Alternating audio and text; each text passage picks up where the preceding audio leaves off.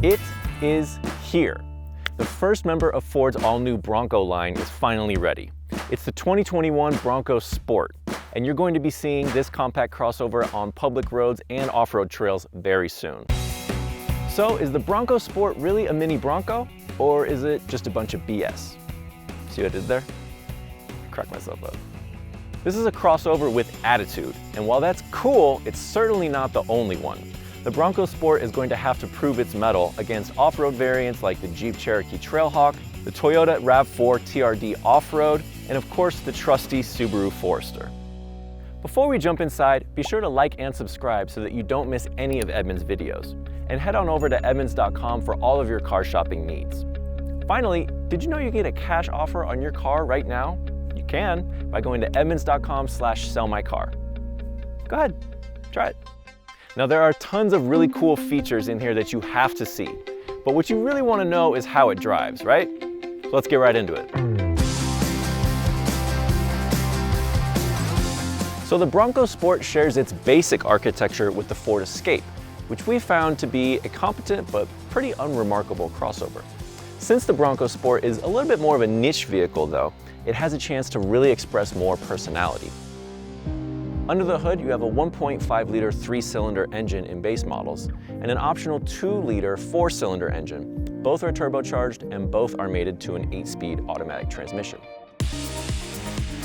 So here's the good news. All-wheel drive is standard, so you don't have to worry about adding it on as some pricey option.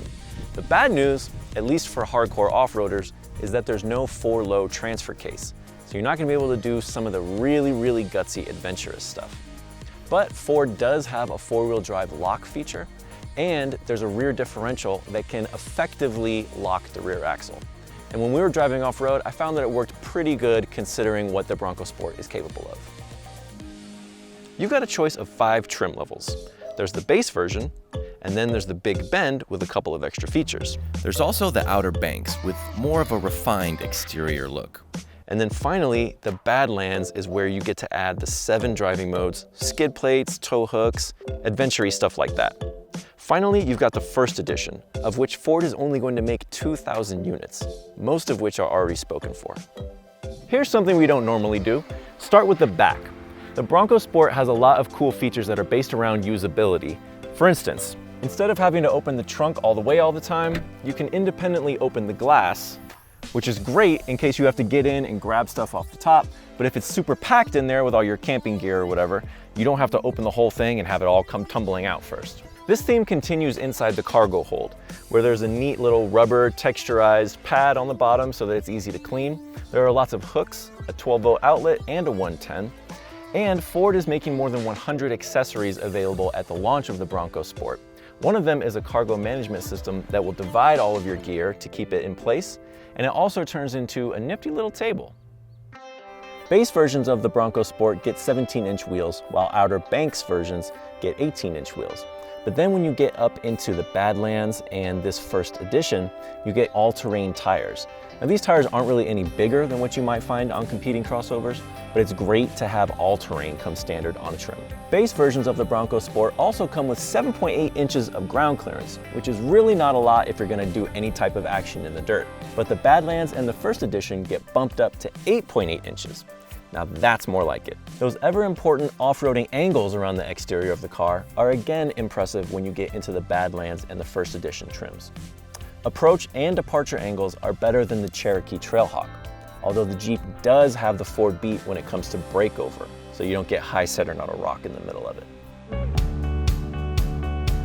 Inside the Bronco Sport, there's a lot to look at. First of all, standard is an 8-inch touchscreen. It's actually one of the things that we liked best about the Escape, and it works pretty well here too. One thing is that navigation has to be added on as an additional package on all trims, which is kind of a bummer, but you do get Apple CarPlay and Android Auto standard.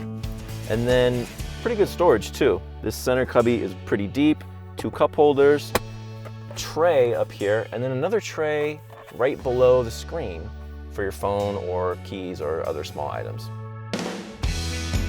Continuing with the theme of the Bronco Sport, the real cool stuff is in the back. On the Badlands trim, you get a couple of neat features: cargo netting on the back of the front seats, and a pocket that zips instead of just staying open all the time. Also, don't forget, the switchgear here is all sealed off, and the floors are made of rubber. So if you ever need to wash out the entire interior from a muddy day or sandy day or dirty day, that seems a little bit excessive for the vast majority of Bronco Sport owners, but pretty cool attention to detail nonetheless. Also, there are two dials to use when you're selecting the type of driving you want to do. First of all, to control the transmission, there's this gear selector with a cool rubber grip on the outside, nice and big and easy to use. And then there's a smaller one that controls the GOAT modes, or the terrain management system. That's how you toggle between the different modes like normal, eco, sport, and then the fun ones: rock crawl, sand, mud and ruts. Tough stuff. First time behind the wheel of the 2021 Ford Bronco Sport, and there are a few things that immediately stand out. The first thing is that this does not feel like a rebodied Escape. You immediately know that you're in something different. First of all, the hood is very visible from the driver's seat. It is wide and prominent in front of you with big bulges. And that helps so that you know where the corners are, which is going to come in handy later for off-roading. But here at highway speeds, it's a pretty smooth ride for a compact crossover, especially one that's basically shaped like a refrigerator. We are getting a little bit of wind noise from the higher speeds, but it's not unpleasant. And inside, the Bronco Sport is comfortable. There are nice materials, and this first edition comes with some extra features that you won't find on some of the lower trims. There's plenty of power from the engine, is doling it out well to the all-wheel drive system, but I am going to need a little bit more time getting used to these brakes and the steering wheel. The brakes sometimes just feel like they have a little bit of a dead spot. After you initially touch the brake pedal, if you get deeper into it, there's just not very much feel. It comes back on when you get harder, but that dead zone is just a little bit disconcerting. Maybe you get used to that over time. We'll have to find out. Steering also has a lack of feel on your initial turn-in. It's not until you really lean into it that the car responds in the way that you might expect. It'd be much nicer to have a consistent, smooth resistance or response from the wheel. That's not really what you get here. There's a similar kind of odd sensation in the Ford Ranger pickup, but it's worse there. That can sometimes leave you feeling a little queasy. So we're gonna give this Bronco Sport a real test now. We're going down a very steep. Going down a very steep descent. Okay, let's see how it goes.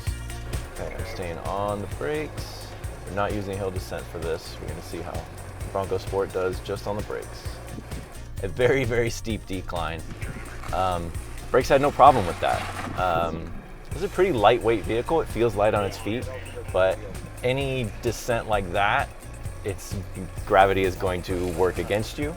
But the brakes really had no problem. There was not very much slippage. Felt good. The inputs on the steering wheel were great. Clearance worked well. There was no scraping. The wheels went up from time to time, but for the most part, it didn't bother the car, and we made it down relatively easy. Now, do I think a Jeep Cherokee Trailhawk could have done that also? Yeah, probably. I don't know about the RAV4 TRD off-road, but nonetheless, pretty impressive from the Bronco Sport. So the Bronco Sport has been pretty impressive in off-road trails so far. I'm gonna kick it up a notch a little bit right now. We're in sand mode on the terrain management system. That's gonna send more power to the rear wheels. I'm not going super fast, but it is cool to see it work really well in a dynamic setting. I expected a Bronco Sport to be capable, especially at low speed, but it is a lot more rough and tumble than I was thinking. It's got pretty meaty tires, and the engine is definitely willing to go. All in all, starting to feel like a pretty versatile and capable off-road vehicle. In an off-road environment, the Bronco Sport has been pretty impressive so far, and I'm going to chalk up most of that to the suspension. Ford calls it HOS, which stands for, I think, High Performance Off-Road Suspension System. And it really incorporates a lot of unique components it's not just a straight carryover from the Escape. You do have independent front and rear suspension, but a lot of the components like sway bars, bushings, and dampers are completely unique to the Bronco Sport. And I think they really work well in rhythm with each other and with the car, so that you are not feeling a ton of vibration through the car, even when you can tell you're going over ruts and cracks or bumps on an off-road trail. And that's really nice, not only for comfort, but it makes you feel more confident in being able to put more power to the ground when you want to go fast, or in the vehicle's ability to handle some of the rougher stuff that you may encounter. Power from the engine has also been great out here today. We've got 250 horsepower, and the Bronco Sport puts its power down to the ground really well through that terrain management system. I expected that to be good. That's one of Ford's calling cards when it comes to off-roading. You see similar systems in the Raptor and vehicles like that. And in the Bronco Sport, they've proven really effective so far. After a little bit of time on the off-road trails today, I'm pretty impressed by what the Bronco Sport was able to do. The terrain management system lives up to its name, and the Bronco Sport certainly has the exterior dimensions to get through some pretty rough stuff. The question is, how much are you really going to want it to do? Because those plastic bumpers, I don't think are going to stand up to much more than what we did today, and there's no rock sliders or any protection on the side. And as much as Ford's kind of simulated rear locker works pretty well, I can't get over the fact that there's no 4-low. This is really only going to matter to a very small number of people, and the vast majority, I think, will find a really nice daily driver that looks pretty cool. Now, if you really have your heart set on taking this thing out to Moab or spending a lot of time overlanding in it, I think it can do it, but it's going to take a lot more seat time before I really feel confident saying that. On the other hand, if you're just looking at it and thinking it looks cool and it would be great to drive around town, the comfort is there, and I think the usability built into the interior is a big plus. Ford wanted to make a big splash with the new Bronco name, and in the Bronco Sport, they did just that. And thanks for watching.